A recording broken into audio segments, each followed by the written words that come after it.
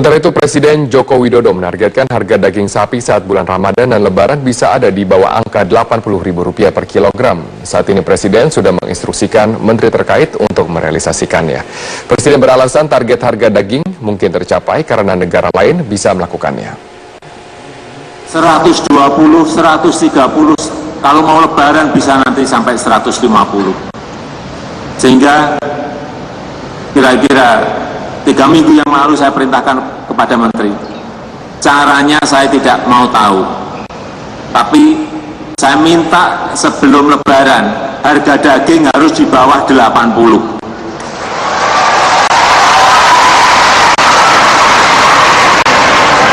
Kalau negara lain bisa, di kita mestinya juga bisa. Tidak usah 55, nggak usah. Dari 120, dari 130, sekarang di bawah 80. Nah, ini menteri-menteri baru pusing semuanya. Presiden Joko Widodo memerintahkan Kementerian Dalam Negeri segera memangkas 3.000 peraturan daerah yang bermasalah. Presiden menilai diregulasi secara masif penting untuk meningkatkan daya saing Indonesia secara global. Saat ini Indonesia memiliki 3.000 peraturan daerah yang bermasalah dan 42.000 regulasi yang dinilai kurang efektif. Karenanya, Presiden menginstruksikan Kementerian Dalam Negeri segera menghapus 3.000 perda bermasalah tersebut dan meninjau kembali 42.000 peraturan lainnya. Penghapusan perda bermasalah ini ditargetkan selesai pada bulan Juli 2016. Presiden menyebut diregulasi penting dilakukan untuk mempercepat laju pembangunan Indonesia. Apalagi jika dilihat dari segi usaha atau bisnis, Indonesia saat ini baru menduduki peringkat ke-109 dari 180 negara. Tidak usah pakai dikaji, nggak usah. Karena saya suruh, tahun yang lalu saya suruh mengkaji, sebulan hanya dapat 7. Kalau 3.000 berarti butuh berapa tahun kita? Habis waktu kita, sudah, nggak usah pakai kajian, langsung dihapuskan. Kemudian peraturan-peraturan yang 42.000 juga dilihat. Kalau kira-kira menambah ruwet, menambah panjang, merepotkan masyarakat, sudah juga sama. Dipilih langsung hapus, pilih hapus. Dan berkompetisi di era global, Jokowi memastikan akan menghapus regulasi yang menghambat laju pembangunan nasional agar Indonesia mampu untuk bersaing di tingkat internasional. 5 menit lagi Bapak Presiden. Mobilitas tinggi kembali ditunjukkan Presiden Joko Widodo. Hari ini Presiden mengunjungi 2 daerah yaitu Kabupaten Bandung dan Kota Yogyakarta. Di Kabupaten Bandung, Presiden Jokowi menghadiri Jambore Himpunan Pengusaha Muda se-ASEAN di kampus Telkom University. Jokowi memotivasi anak muda untuk tidak takut bersaing dan tidak malu menjadi pengusaha. Kenapa kita baru 1,6% yang jadi pengusaha, padahal di negara yang lain di lingkup ASEAN sudah lebih dari 4%, ya karena itu ketakutan kita bersaing, ketakutan kita berkompetisi. Usai dari Kabupaten Bandung, Jokowi langsung menuju Yogyakarta untuk membuka Konvensi Nasional Indonesia Berkemajuan yang digelar PP Muhammadiyah di Universitas Muhammadiyah Yogyakarta.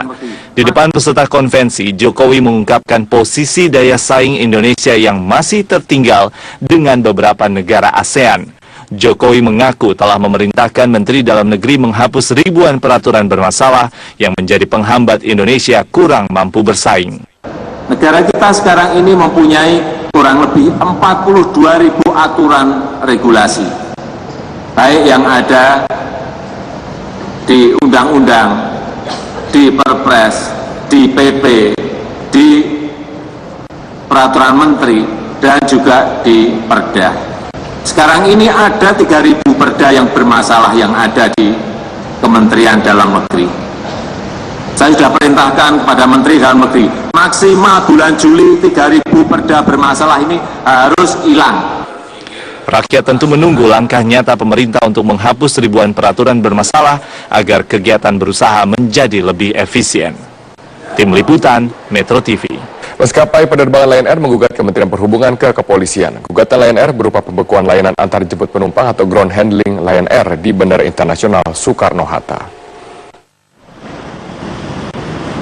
Kemenhub telah menjatuhkan hukuman pembekuan ground handling PT Lion Air di Bandara Soekarno-Hatta, Tangerang. Hukuman itulah yang menjadi dasar PT Lion Air untuk kemudian melaporkannya ke Bareskrim Polri. Lion Air berpendapat sanksi pembekuan tersebut dinilai tidak adil lantaran merasa tidak disertai adanya teguran terlebih dahulu. Kabareskrim Polri Komjen Pol Anang Iskandar mengaku telah menerima berkas gugatan Lion Air atas 2 gugatan, yakni kepada Kemenhub dan kepada pilot dan staf yang mogok kerja beberapa waktu yang lalu. Lion Air memang saya dengar pengadilan ya itu diterima juga kita pelajari. Tidak hanya sekedar laporan, PT Lion Air mengancam akan menghentikan operasional 93 rute penerbangan domestik selama 1 bulan dari tanggal 18 Mei hingga 17 Juni 2016. Sebagian rute gemuk yang terancam dihentikan meliputi Banjarmasin Jakarta PP 3 frekuensi, Banjarmasin Surabaya PP 4 frekuensi, kemudian Bandung Denpasar PP 2 frekuensi. Sementara sisanya rute Lion dan Wings Air di wilayah Indonesia Tengah dan Timur. Mendengar rencana Lion Air mengurangi frekuensi penerbangannya, Yayasan Lembaga Konsumen Indonesia atau YLKI menanggapi secara negatif. YLKI menilai upaya hukum Lion Air di Bareskrim dan mengurangi frekuensi penerbangannya merupakan pelanggaran fatal. Ketua Bidang Pengaduan dan Hukum YLKI Sularsi menyebutkan sanksi yang diberikan Kemenhub kepada Lion Air merupakan sanksi yang ringan. Hal tersebut dinilai lebih mengancam hak konsumen yang merasa dirugikan secara waktu dan material. Untuk itu, pihaknya menyarankan agar maskapai Lion Air dapat memperbaiki manajemennya, bukan justru melawan pemerintah dengan melakukan pengurangan rute domestik dan internasional. Lion mengancam, ini kita akan melihat bahwa baru satu-satunya perusahaan yang melakukan suatu ancaman kepada regulator bahwa dia melakukan suatu kesalahan. Ini perlu dipertanyakan juga, gitu kan? Ada apa sebenarnya ini? Kan harusnya harusnya Lion, manajemen Lion ini adalah introspeksi diri. Kenapa dia diperlakukan seperti itu? Kenapa dia diberikan suatu sanksi? Harusnya memperbaiki manajemennya dia, bukan membusungkan dada istilahnya, ya kan, bahwa saya akan menggugat. Benar enggak dia melakukan itu? Ini kesalahan fatal luar biasa.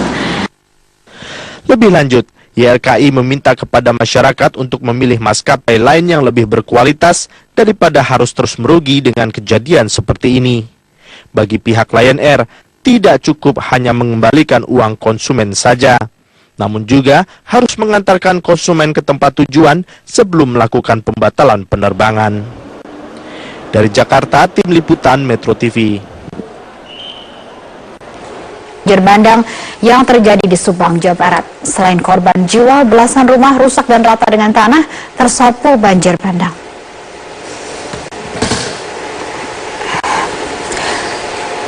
Seperti inilah dampak dari kerusakan yang diakibatkan banjir bandang di Kampung Cihideng, Girang, Desa Sukakerti, Subang, Jawa Barat. Tampak belasan rumah hancur, lumpur dan batang pohon berserakan menghempas semua material yang menghadang. Menurut warga, sebelum banjir bandang sempat terdengar suara gemuruh dari atas bukit. Dan tidak lama kemudian, air bah yang membawa puluhan kubik pohon menghantam pemukiman warga. Sebagian warga dapat menyelamatkan diri, namun tidak sedikit yang sempat terjebak dan terkepung derasnya air. Petugas gabungan dan relawan dibantu dengan warga membersihkan kayu yang menghalangi jalan dan masuk ke pemukiman warga. Banjir bandang diduga akibat maraknya illegal logging. Banjir ini mengakibatkan 6 korban jiwa, sementara 3 lainnya terluka. Lokasi baru kita bisa masuki tadi pagi, jam 5. Penyebab sementara ini bencana alam. Ada kebutuhan kebakaran hutan nggak ada? Sementara tidak ada. Memang longsor awalnya. Hujan karena curah hujan besar. 2 korban banjir bandang di Subang, Jawa Barat ditemukan tewas. Keduanya ditemukan di tempat yang terpisah puluhan kilometer dari lokasi kejadian. Korban tewas banjir bandang di Kampung Cihideng, Girang, Desa Sukakerti, Kecamatan Cisalak, Subang, ditemukan oleh petugas. Dan 2 korban yang ditemukan yaitu Eni yang baru berusia 5 bulan dan juga Rizal berusia 10 tahun. korban ditemukan di tempat yang terpisah. Bahkan jenazah Rizal ditemukan di Sungai Cilamatan, Sadawarna, Kecamatan Cibogo, Subang, yang jaraknya 25 km dari lokasi kejadian. Jumlah korban tewas seluruhnya diketahui sebanyak 6 orang. Pada Senin sore, petugas berwenang akhirnya menyatakan menghentikan pencarian karena sudah tidak ada laporan lagi. Sementara itu, petugas gabungan dan juga relawan masih membantu warga untuk membersihkan kayu yang menghalangi jalan dan masuk ke pemukiman warga. Diduga banjir bandang ini terjadi akibat maraknya illegal logging.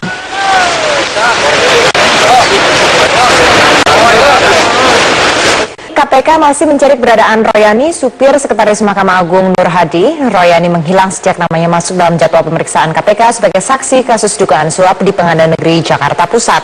Usai menghadiri seminar bersama kepolisian di Bogor, Jawa Barat, Ketua KPK Agus Raharjo menyatakan pihaknya enggan berspekulasi tentang dugaan Royani disembunyikan. Namun indikasi ini bisa menguat jika Royani sebagai pegawai negeri sipil dibiarkan tidak masuk kerja dalam jangka waktu lama. Sesuai KUHP, jika Nur Hadi terbukti menyembunyikan keberadaan supirnya, ia bisa dianggap menghalangi penegakan hukum dan menghilangkan barang bukti. KPK juga telah menemui Mahkamah Agung untuk berkoordinasi dan meminimalisir praktek mafia peradilan. Saat disambangi di kediaman Royani di Bendungan Hilir, Jakarta Pusat, rumah dalam keadaan sepi dan seluruh jendela maupun pintu tertutup rapat. Warga membenarkan rumah tersebut merupakan milik Royani yang sehari-hari ditempati bersama istri dan kedua anaknya. Sudah 5 tahun Royani tinggal di rumah tersebut. Royani merupakan saksi penting dalam kasus dugaan suap dalam pendaftaran peninjauan kembali yang diajukan Pengadilan Negeri Jakarta Pusat.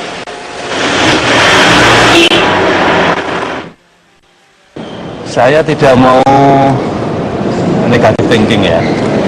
Tapi kalau seorang pegawai negeri sipil 30 hari tidak masuk kerja itu pasti ada tindakan dari kantornya.